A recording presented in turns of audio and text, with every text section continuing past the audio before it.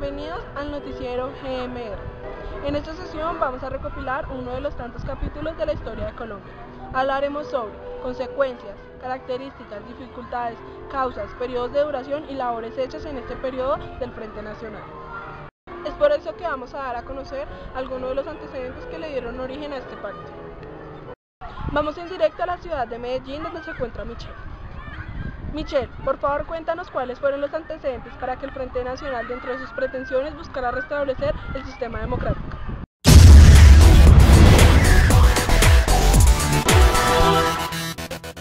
Buenos días, Jenny.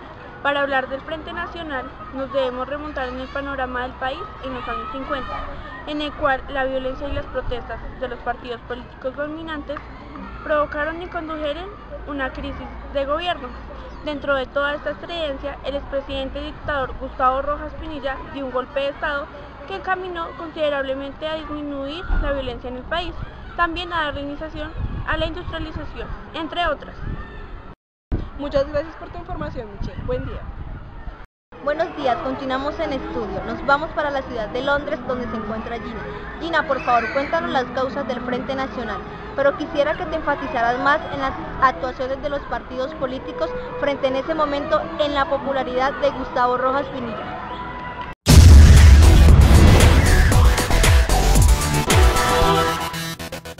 Buenos días, Marcela. Bueno, la violencia en esa época fue preponderante y realizado el golpe de Estado, Gustavo Rojas Pinilla inició su gobierno ofreciendo amnistía a los grupos que se encontraban en ese momento alzados en armas. Además de eso, esa pacificación le dio gran popularidad a Rojas Pinilla. Asimismo, durante su gobierno, que se caracterizó por la creación de industrias y la instalación de instituciones actualmente en vigencia, como el ferrocarril del Magdalena, el hospital militar, el aeropuerto del Dorado de Bogotá, y se estableció la televisión nacional. No obstante, otros hechos contribuyeron al clima de desconfianza. El precio del café comenzó a decaer y la consecuencia fue una crisis económica.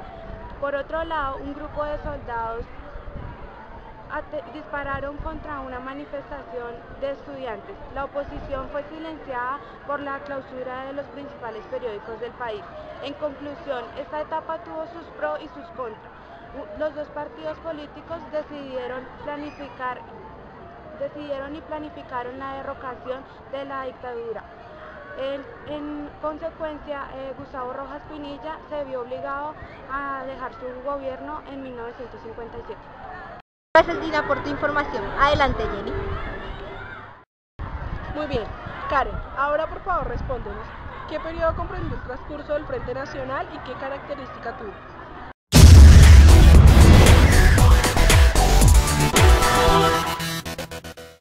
Buenos días, Jenny. Acá desde el Palacio de Justicia. El Frente Nacional duró desde 1958 a 1974, o sea, 16 años. La principal característica del Frente Nacional fue la alternación del poder entre liberales y conservadores. Esto quiere decir que durante un espacio de 4 años pasaba al poder un conservador. Después de estos 4 años pasaba al poder un liberal, y así sucesivamente hasta 1974.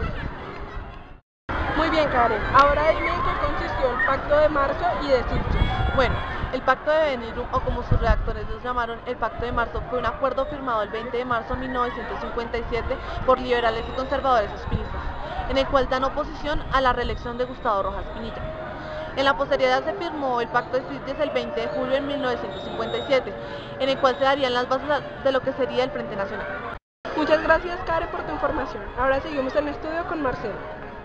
Seguimos en estudio. Ahora vamos a centrarnos en quienes ejercieron las labores presidenciales en distintos periodos y qué hicieron. Nos vamos a la ciudad de Tokio, donde se encuentra Laura. Laura, por favor, cuéntanos los primeros gobiernos de Alberto Lleras Camargo ya en el correo del Frente Nacional.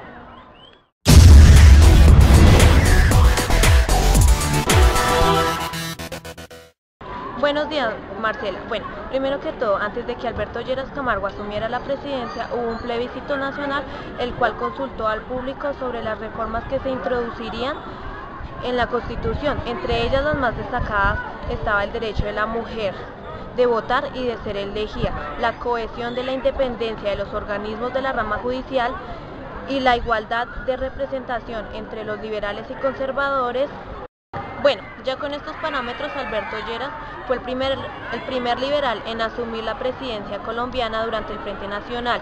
Gobernó durante 1958 y 1962. Tuvo que afrontar una gran crisis social y económica, la cual venía asociada con una violencia. Un ejemplo de esto fue el desalojamiento de los campesinos de sus tierras, por la fuerza, la miseria y el desempleo. Ya con esto el gobierno se vio con la necesidad de aplicar la reforma agraria, la cual consistía en adjudicar los campesinos y las tierras para evitar una violencia. Gracias, Laura, por tu información. Sigamos en estudio. Jenny.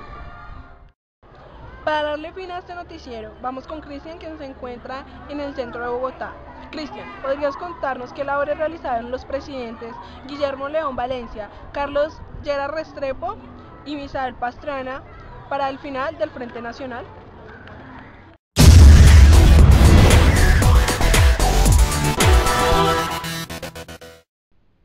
Con el fin del gobierno de León Valencia, asumió la presidencia liberal Carlos Lleras Restrepo, de 1966 a 1970. En su periodo de poder le dio más fuerza a la reforma agraria, que antes era lenta y los terratenientes le daban oposición, y creó la ANUC, Asociación Nacional de Usuarios Campesinos, que era una organización campesina administrada por el Estado para apoyar más a los campesinos en lo concerniente a la reforma agraria. También durante su gobierno se aprobaron unas reformas que tratan básicamente, en primera instancia, de fortalecer el régimen presidencial, al darle mayores poderes, además de declarar un estado de sitio, como de también declarar estado de emergencia económica, en los cuales se le permite al presidente darle cara a los problemas más críticos. Ya después el gobierno del conservador Misael Pastrana Borrero, que sería el último periodo del Frente Nacional, tuvo que afrontar problemas como los anteriores presidentes en lo que se refiere a lo agrario. El desempleo era creciente y mediante estrategias, tales como la producción y exportación de productos agrícolas, buscaba generar empleo. El progresivo atraso de la reforma agraria siguió su curso, ya que campesinos, orientados por la ANUC, invadieron predios de propietarios, intensificando las actividades de esta asociación. Asimismo, se cambió la política económica de proteccionismo a política de exportación, que de ningún modo solucionó el problema de desempleo. De este ciclo hay que tener en cuenta que nació un nuevo movimiento armado, el Movimiento 19 de Abril, M19.